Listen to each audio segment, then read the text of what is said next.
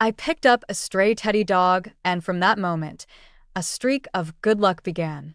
Not only did I sign the company's biggest contract, but I was also promoted and given a substantial raise.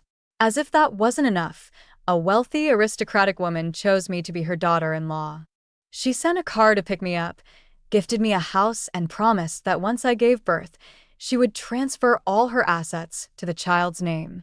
At first, I wanted to decline, but then she pulled out a photo of her son, who was away on a business trip overseas. As someone who was hopelessly drawn to good looks, I gave in almost instantly. The wedding was arranged in a flash, but the groom missed his flight and didn't make it in time. My future mother-in-law insisted we go through with the ceremony anyway, with the teddy dog standing in for the groom. Right then and there, she added another $1 million to the dowry. So, I married into the family in style.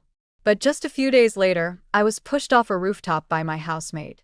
We both saw that dog at the same time. Why do you get to marry rich while I'm left with nothing? If you die, I get another chance to start over.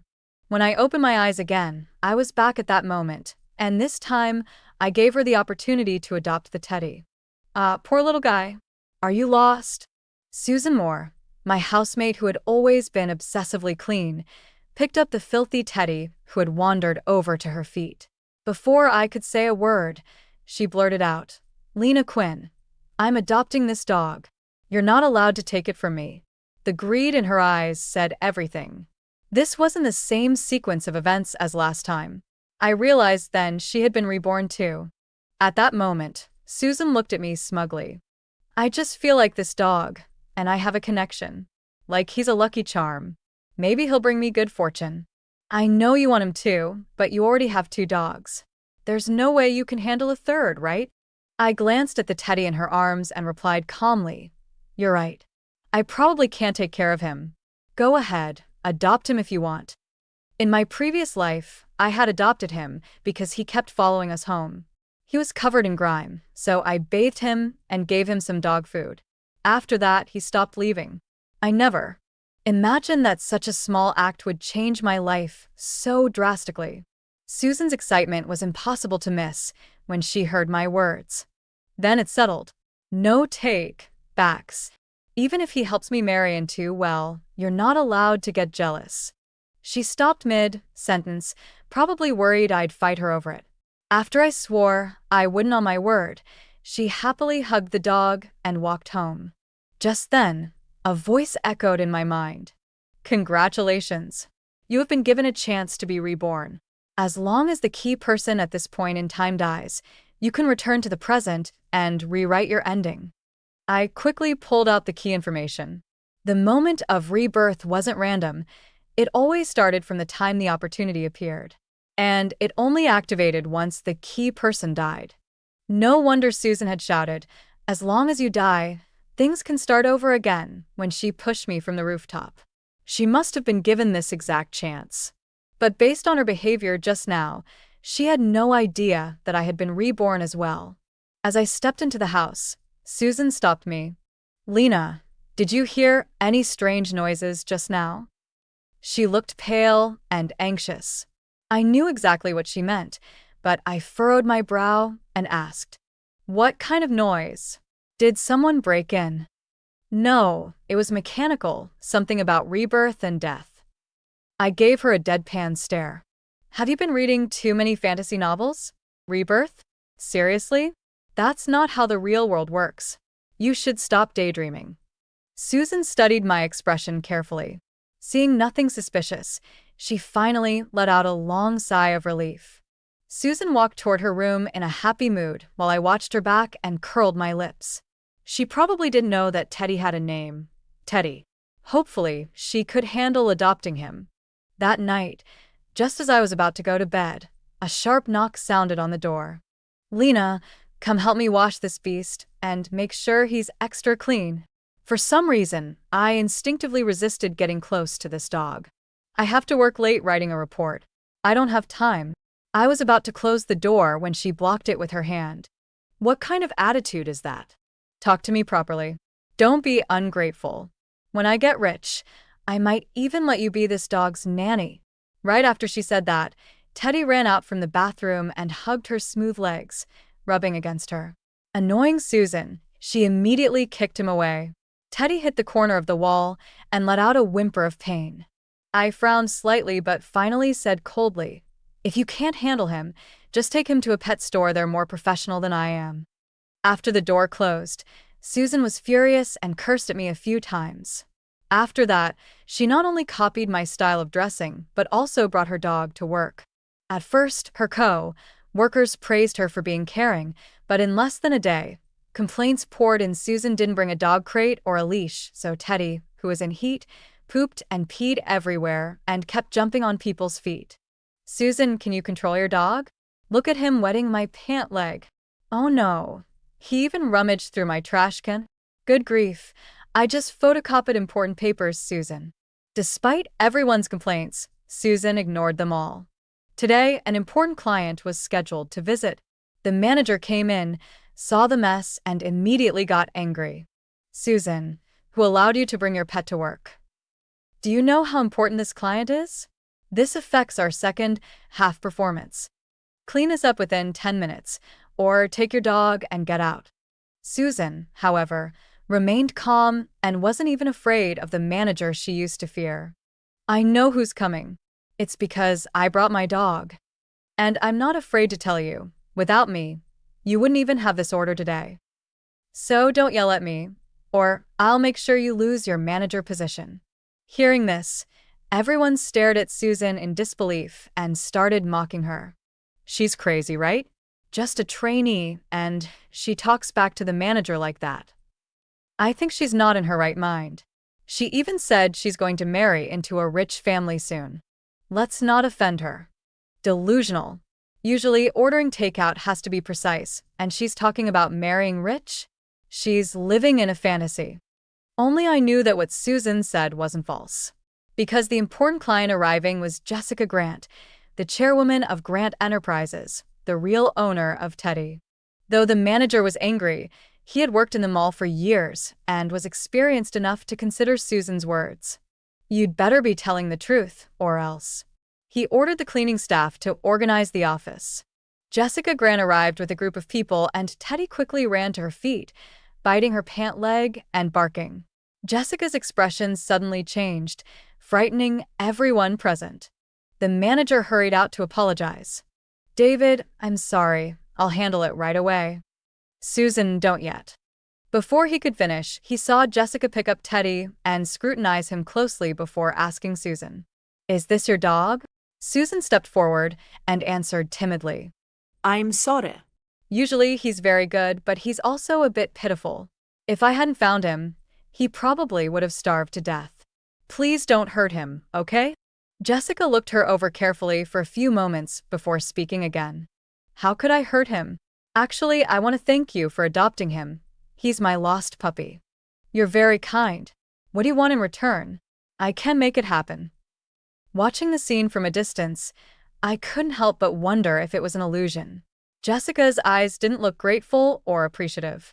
Instead, her words felt like a hunter throwing bait to lure prey. Susan forced herself to hide her excitement and replied in surprise, "Really? That's such a coincidence. I adopted him because I liked him and didn't expect to return him. If you want to thank me, I hope you'll seriously consider the company's project I worked on. I stayed up several nights to write it." Everyone around stared at Susan in surprise. Someone was about to speak, but was stopped by a look from the manager. Jessica was momentarily stunned, but then nodded. "Since it's your project, let's just sign it directly. I believe that a kind person like you wouldn't treat her work carelessly." After saying that, she turned to leave, but looked back halfway. "Susan, right? Let's have dinner tonight. I'll have my driver pick you up."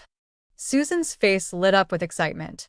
The manager smiled as he saw Jessica off and returned to announce Susan's transfer immediately. "Lena, give the project materials to Susan. She'll take over from here. You don't need to worry about it." "But manager, this project is clearly dash." Seeing the manager's sudden change of expression, I stopped my colleague from speaking. Only after I handed the materials to Susan did the manager relax. It's good that Lena understands the situation and can see the big picture. Only if the company thrives can we all thrive. After the manager left, Susan stood in front of me like a proud peacock. Lena, you must be regretting it now, right? But it's useless to regret. After all, you gave up first. Are you angry and frustrated? The project you worked on for half a year ended up with me. I'm relieved. That's what you get for not helping me yesterday. Let me tell you, soon I'll marry into the Grant family and become Mrs. Grant. Meanwhile, you'll be stuck working 9 to 9 forever. And all of you in the future, when you see me, better treat me well. When I marry into the Grant family, maybe I'll be kind enough to introduce some big clients to you. After saying this, Susan walked out of the company arrogantly. Seeing her proud attitude, the coworkers couldn't help but gossip. But it's just about picking up a dog. What's there to be proud of? It's still just a favor. Does she really think she's going to soar to the top? What kind of person is this? Stealing Lena's project is bad enough, but she thinks she's a big shot just because she got lucky once. I think she's just dreaming. Rich people are polite. She thinks she can marry into a wealthy family by picking up Jessica's dog? What nonsense. Lena, don't be mad. We're just waiting for her to come back humiliated and get slapped down. I just smiled silently, because I knew that Jessica really would propose tonight to make Susan her daughter-in-law. That was why she looked down on all of us so arrogantly. Just because this marriage was tied to a dog, was it really as simple as everyone thought? Sure enough, less than 2 days later, Susan Moore came dazzlingly dressed, handing out invitations. As she walked toward my desk, she glanced at me with a superior smile. Lena, you must be dying to attend my luxurious wedding, right? After all, not everyone gets such a once-in-a-lifetime opportunity. I replied coldly, Susan, I heard Mr. Grant is abroad. You haven't even met him yet, and you're rushing to hold a wedding? Don't you think it's a bit hasty? She cut me off with a smirk. I've seen Grant's photos. He's handsome and wealthy. Why wouldn't I marry him? My mother-in-law said that although the timing is rushed, what should be, will be. Looks like you're just sour grapes. I didn't bother responding further. I reached out for the invitation she was holding, but she jerked it away. It's yours if you polish my shoes first. I wasn't particularly interested in the invitation. I had other questions, and I wanted to sneak into the hotel to check things out. A moment later, I was crouched down shining her shoes. When Susan saw me groveling, she laughed aloud. Not bad at all. Then she kicked me lightly on the shoulder, put on her sunglasses, and left.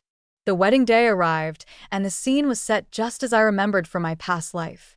As before, the groom missed his flight, and the whole room was buzzing with gossip. Before Jessica Grant could say anything, Susan took the initiative to complete the ceremony herself. Jessica didn't expect Susan to be so agreeable and said what she needed to say, then immediately transferred $10 million to her. Since Grant wasn't there, the banquet ended with Susan alone, holding the dog, in the new hotel suite. I quietly opened the phone monitoring app, matching my memories from my previous life, and while no one was paying attention, I slipped in to install surveillance devices. On the footage, Susan watched the numbers scrolling on her phone and smiled broadly. Then Jessica walked in, urging her to drink some milk and rest early. Soon, Susan fell asleep without even changing clothes. In my previous life, I also drank milk and fell asleep. The next morning, I woke up to find my clothes scattered on the floor and bruises all over my body. Now, I knew exactly what had happened after falling asleep. Suddenly, something appeared on the wall of my new room, making me gasp in shock. A shadowy figure appeared, a man's silhouette moving violently against Susan's form, quickly stripping off her clothes. His face was twisted with lust, and he muttered curses under his breath. It's been so long since I tasted a woman's scent. This suffocates me. This fine skin, this tender flesh, your hair smells so good. Brother will take good care of you. Then, as if recalling something, he slapped Susan hard. Bitch, you dared to kick me 3 times? I'll settle you today. Though it was just a shadow, Susan's face showed red marks where the blows had landed. The voice was familiar, and as I observed the shadow carefully, I realized it looked a lot like Grant from the photo. In my previous life, I had some physical irregularities and asked Jessica Grant about it. She told me her son, Grant, had come home at night but had important business and flew away again after his encounter with me. Because it was my first time and I had no experience, plus it was a bit embarrassing to talk to my elders about this, I didn't dig any deeper. I never imagined that the wound inside Jessica Grant's mouth actually came with a shadowy apparition. After Grant's son, Nathan, became rougher, he tore off the lower part of Susan Moore's skin without the slightest pity. But just as he was about to go further, he suddenly stopped. His eyes. "Damn, bitch," he spat. "I thought you were pure, but you're so filthy. Wasting my time." I frowned at that. Hadn't Nathan just said Susan? Why did he suddenly say she was filthy? Probably because his harsh words were too loud. Jessica Grant walked in. Seeing that Susan was already bruised and battered from Nathan's fury, she quickly stopped him. "It's so hard to find a woman who meets the criteria. Take it easy. How can you have a child? You break her body." But Nathan was furious. "What I feel? She's not worthy." "We've all been tricked. Mom, she's pretending to be pure, but she reeks. No way she can have a child." I was even more confused. I didn't know if Susan really smelled, but what did that have to do? Soon their conversation gave me the answer. Jessica frowned slightly and sniffed the air. "What smell? I don't smell anything." "Mom, can I lie to you? You forgot that the master gave me a spiritual technique to detect if a woman is a virgin by her scent. This woman usually covers it up with perfume, but when she undresses, the stench is Bexable. I don't know how many men she's been with." "Mom, what should we do? We picked the wrong person." Jessica looked puzzled. "How could it be? The master clearly said we'd meet a virgin with a pure constitution, perfect for you, at that time and place. He said the woman would be kind, hearted and love small animals and would definitely bring. All of this matches when Susan found you. How could it be wrong?" Hearing this, I nearly covered my mouth to stop from screaming. If their story was true, then the target from the start was me. It was only because I was reborn and returned that Susan disturbed everything. But even if I really was a pure constitution, why did they want me to bear Nathan's child? The next sentence I heard sent chills down my spine. "Mom, if I can't find a pure woman to bear a child for me, how else can I suck her essence and blood through the child to keep myself alive? How else can I possess the child to be reborn?" Reborn? Nathan died? Suddenly, I remembered that I had searched online about Nathan before. There was a gossip post revealing that Nathan had actually died and that he died because of overindulgence with a woman. At the time, the comments were jokes and rumors. I didn't take it seriously, but it was true. From their later conversation, I finally understood everything. Nathan really died. Jessica first found a master to resurrect her son. They needed to find a woman with a pure constitution and clean blood, and I was the vessel. While I was pregnant with Nathan's child, my essence and blood would be constantly drained to keep him from dissipating. Until the child was born, the mother would also die from loss of essence and blood. However, Nathan could possess the child and gain a new body, thus be reborn. No wonder after I was pushed off the rooftop in my previous life, even though the doctor had already said there was no hope of saving me, Jessica Grant still tried to do everything she could to resuscitate me. She hugged Teddy and cried, "What do we do? Nathan, she might already be carrying your child." A sorrowful male voice soon followed. "It's all because of that bitch Susan Moore. If it weren't for her, I would have had my life back in a few months. If Lena Quinn can't be saved, that bitch isn't getting away either." At the time, I couldn't open my eyes anymore. My brain was muddled from the severe pain racking my entire body. I had just assumed Nathan Grant found out about my accident and had rushed back temporarily. I didn't suspect that the voice had actually come from the teddy in Jessica's arms. It wasn't until I was reborn that the pieces started falling into place. In truth, even if Susan Moore hadn't pushed me, my fate in that life would have ended in tragedy anyway. That thought jolted me. If I was their original target, It wouldn't be long before Nathan remembered that I had been with Susan that day. Even if he didn't recall, asking Susan in the morning would give him the answer. No. I had to leave fast. I opened my airline app and bought the soonest ticket out of the city. In record time, I packed and rushed out, just in time to see Susan Moore waking up on the monitor screen. She first realized she was completely naked. Her eyes went wide at the marks covering her body and the teddy lying on top of her. With a shriek, she grabbed Teddy and hurled him at the wall. Ah. Go to hell. You little beast, how dare you climb on me? Teddy let out a miserable yelp. Mom. Stop it. Two voices rang out at the same time. Only then did Susan realize someone else was in the room. Facing Jessica Grant's cold stare, she hastily yanked the quilt up to cover herself and scrambled to explain. Mom, I didn't mean to. I just woke up and thought the dog had dash. As if something clicked in her mind, she spoke again, this time shyly. Mom, did Nathan come back? I thought I heard his voice. He's so cheeky, wouldn't even wait for me to wake up. So rough too. How am I supposed to face people tomorrow? Bitch, you hurt me and still want to see people tomorrow? Let me send you straight to hell today. Susan looked around, pale. Who said that? Mom, did you hear it too? Is that Nathan? Why is he yelling at me? Jessica Grant stepped forward and slapped Susan across the face. Truly a filthy, brainless bitch. How dare you throw my son against the wall? Are you looking to die? Don't you realize that dog is his temporary vessel? If Teddy dies, so does he. Thanks to you, he can't even project his shadow anymore.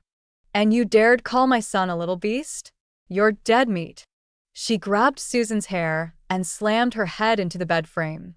The moment Teddy hit the wall, I had noticed Nathan's shadow vanish. Seeing Susan bloodied, Nathan's voice returned. Mom, stop hitting her. I remembered something I need to ask.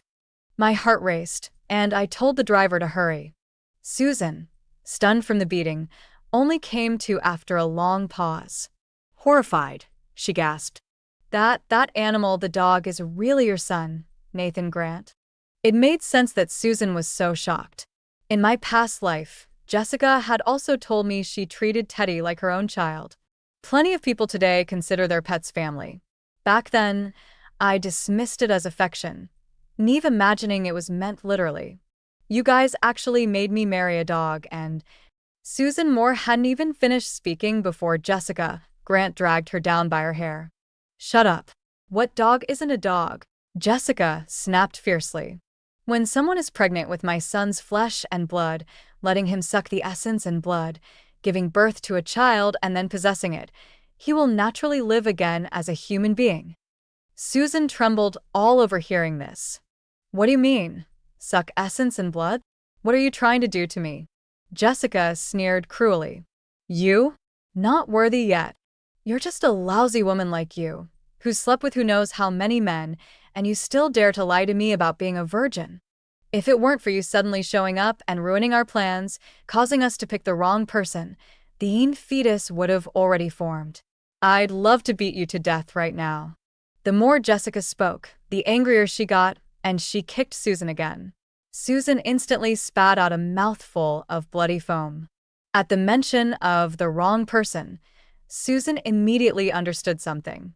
Right, wrong. Everything's wrong. The person you're looking for isn't me. It's Lena Quinn, my roommate Lena Quinn. She's never been in love.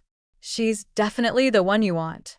Susan explained that it was Lena who was with her at the time. It was because Lena had refused to keep Teddy that Susan had softened and stayed. Hearing this, Nathan Grant seemed to remember the situation at that moment as well.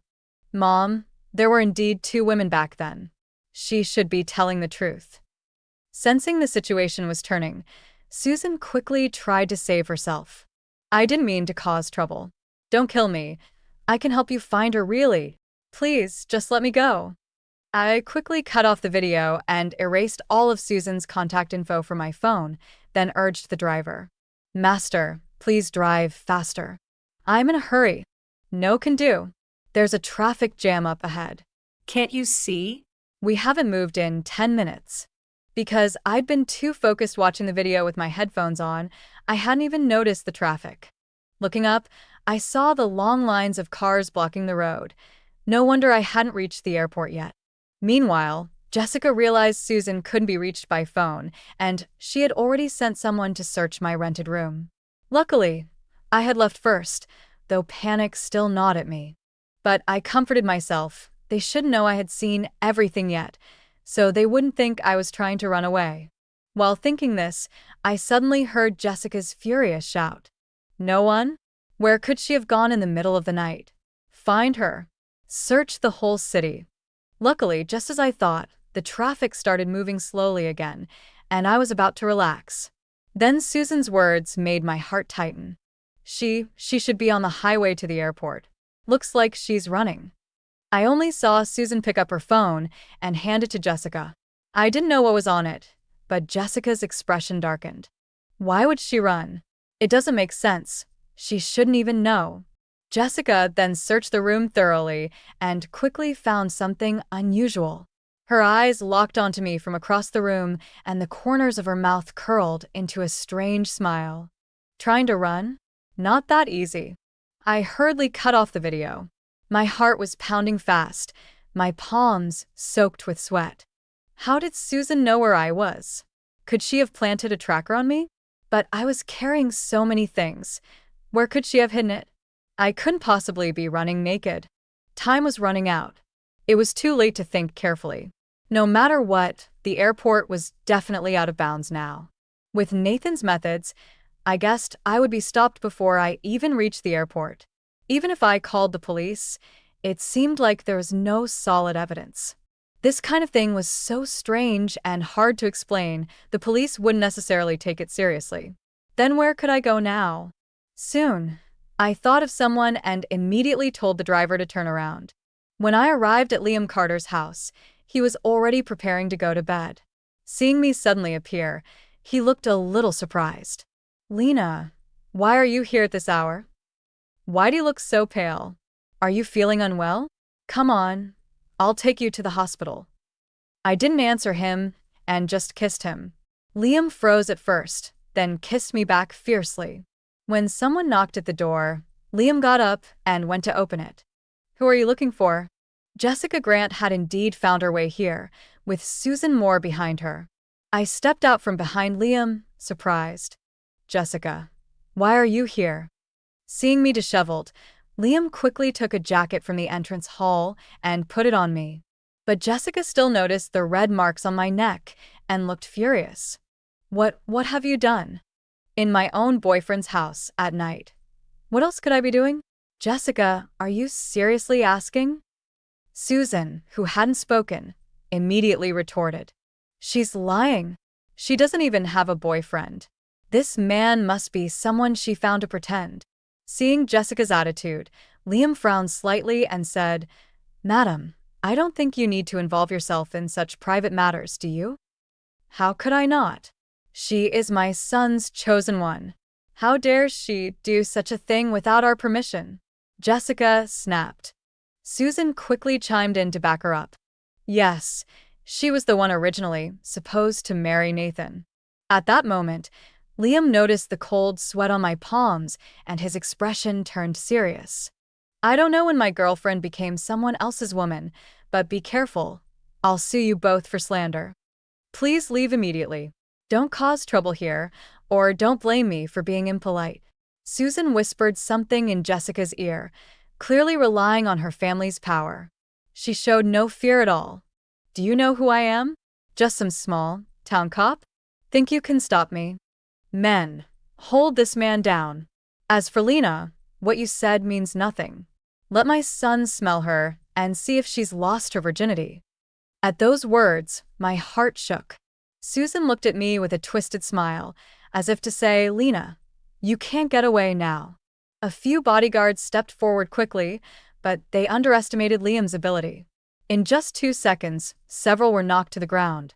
Seeing this, Jessica tried to pull me away, but was pushed back by Liam. Unexpectedly, the teddy bear in her arms hit its head and Nathan immediately let out a miserable scream. The dog's body still trembled slightly, and faint sounds were still audible. "Go, Mom. Get out of here. There's merit in him. And that dress. I can't stand it." Liam must have heard it too, because his eyes sharpened immediately. "Who's talking?" In the end, Jessica saw her son trembling, his voice growing weaker and weaker, and she couldn't hold Teddy and leave. After closing the door, I realized my back was already wet. Seeing me lean weakly on him, Liam immediately carried me to the bed. "What's wrong? Why are you so scared?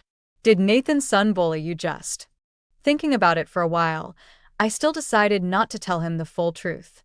I only said that Nathan had been pestering me and Jessica Grant was using her influence to pressure people to capture me and keep me company for her son. After hearing me out, Liam Carter was silent for a moment before nodding. "I'm here.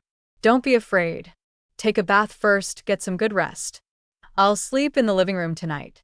Looking into his eyes, I knew he saw through my lie. After all, we grew up together, and I knew he'd always liked me. Liam wasn't handsome, just average, someone who wouldn't stand out in a crowd. In the past, wasn't sure whether what I felt for him was friendship or something more. I didn't like that his career as a special police officer often kept him away on missions, making me fear marrying him. But after the tragedy in my previous life, I realized that in marriage, appearance wasn't important. What mattered was security and responsibility. In fact, just a moment ago, I was about to take the final step with him, but he stopped himself at the critical moment. He said he was afraid I was acting on impulse and would regret it. So when I faced Jessica Grant, I was just bluffing. I also remembered hearing that people in Liam's profession were all meritorious. Especially with that uniform on, ordinary dark forces wouldn't dare get near. So I planned to try coming here, thinking even if it didn't work, because of his profession, I wouldn't be taken away. I hadn't realized that Nathan truly feared him and couldn't even get close. Suddenly remembering something, I grabbed Liam as he was about to leave. "Can you have someone check for me? I suspect I'm being tracked." I told him about Susan Moore discovering my location. Liam checked my belongings carefully, but found nothing suspicious. Then he took my phone and asked his technical team to scan it remotely. The results came back quickly. My phone didn't have any tracking installed. It was just that Susan Moore had linked my account with hers so she could see my location. I remembered she once told me we could link accounts to help find phones if lost. In the following days, I knew Jessica Grant wouldn't give up easily, so I had no choice but to stay put with Liam. Luckily, he was on leave, and whenever he saw me nervous, he was very patient. I won't lie, he never pushed to know everything. When I saw Susan Moore again, it was on the internet. She was on a rooftop, holding Teddy, shouting that she wanted to see me. Only when I arrived at the scene, as requested by the police, did I get a good look at her. Her hair was disheveled, she was bruised and battered, and didn't look mentally stable. Jessica stood nearby, looking anxious. "Put the dog down, and I promise to send you abroad. I won't hurt you. Don't worry, I'll give you whatever money you want." Susan Moore raised Teddy over the rooftop edge. "You think I'd believe your words? Don't come closer or I'll throw him down right now." Fine. Take it easy, I won't come closer." Seeing me, Susan immediately pointed. "Lena Quinn, I'm only asking one thing. After I picked up this dog, did you hear anything?" Thinking for a moment, I nodded. Ha, I knew it. You lied to me. Haha, I knew there was still a chance." "Lena Quinn, we're all victims, all lied to. I'll help you take them down this time, okay? Then we'll do it all over again together." She slurred the last words, but I saw them clearly. Before I could answer, she looked at Jessica again. "Jessica Grant, don't you want her son to live? Come over here, and I'll give him back." Jessica, desperate for her son, ignored the police and walked forward. I understood immediately what she wanted to do and shouted to stop her. "Susan Moore, don't." But it was too late. As Jessica reached out to grab Teddy, Susan pulled her, and they both jumped off the 18th floor rooftop. Though there was an air cushion, the impact was too great. The two women and the dog died on the spot. Looking at Susan's broken body, I sighed. She didn't know that chance at rebirth was her only redemption. That night, After I confirmed my feelings for Liam, I traded that chance for a lifetime of peace and safety. So there was no next life at all. In the days that followed, no matter how dangerous Liam's missions got, he always came back safely. 2 years later, I married him.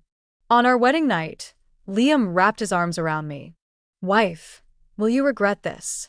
"No," I said, because I already regretted it in my previous life. He didn't believe me. So that night, I ended up telling him a ghost story. The end. Thanks for watching. If you liked the video, please hit the like button. If you want to see more videos, hit the subscribe button.